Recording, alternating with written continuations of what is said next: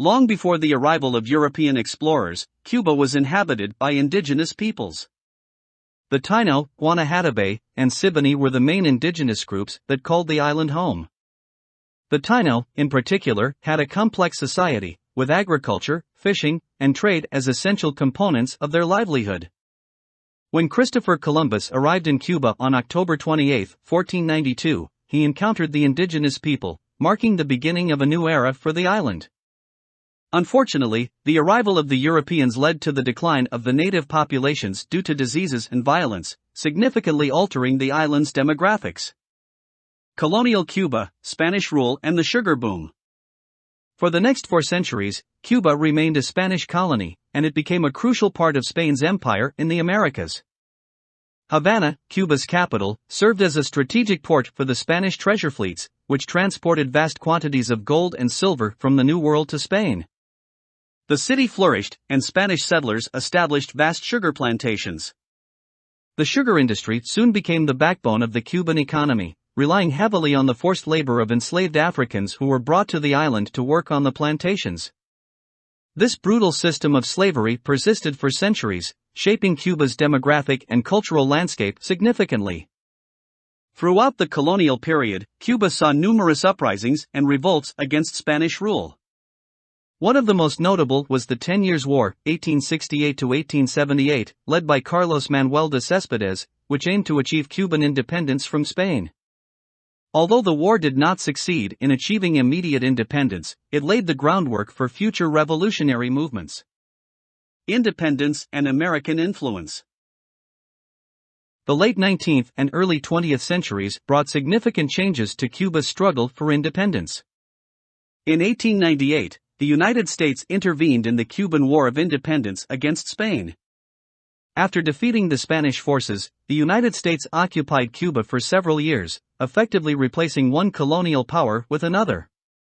In 1902, the United States granted Cuba its independence, but under certain conditions, including the Platt Amendment, which allowed the U.S. to intervene in Cuban affairs when it deemed necessary.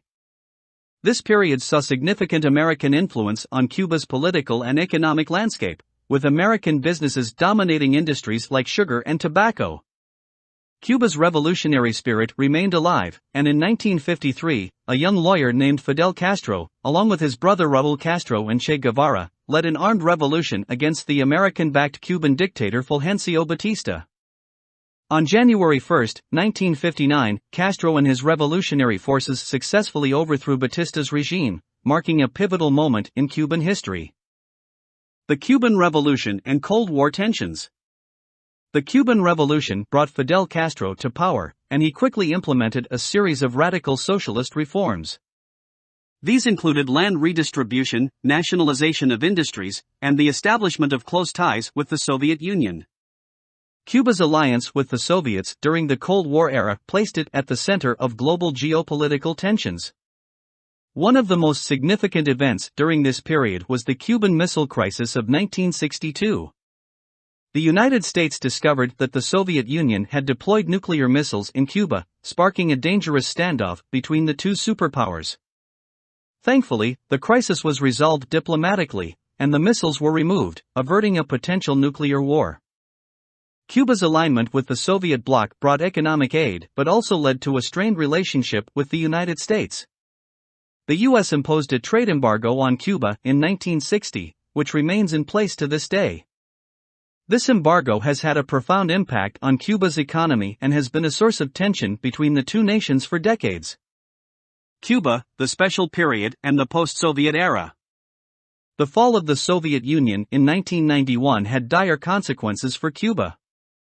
The end of Soviet support led to a period of economic hardship known as the Special Period. Cuba faced severe shortages of food, fuel, and basic necessities. People had to adapt to a more austere way of life, relying on rationing and making do with limited resources. During this challenging period, Cuba began to explore economic reforms, allowing limited private enterprise and foreign investment. The government also promoted tourism as a way to boost the economy, and Cuba's beautiful beaches and rich culture attracted visitors from around the world.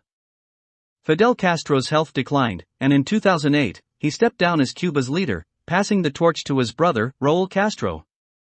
Under Raúl's leadership, Cuba continued to slowly open up to the global economy and implemented some economic reforms while maintaining its socialist political system.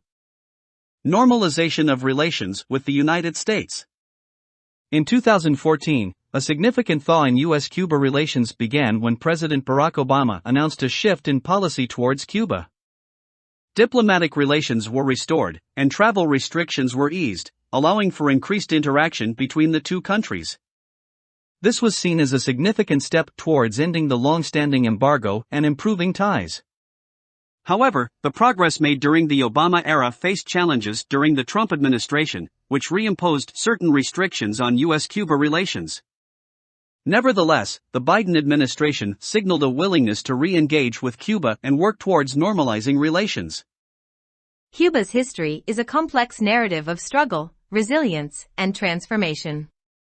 From its indigenous roots to its colonial past, revolutionary fervor, and economic challenges, Cuba's story is a testament to the indomitable spirit of its people.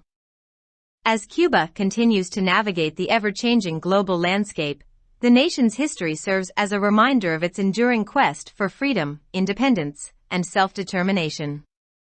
Whether it's the rhythmic beats of Afro-Cuban music, the allure of Havana's colorful streets, or the revolutionary slogans that adorn its walls, Cuba's history is alive in its culture and its people, shaping the island's future as it moves forward into the 21st century.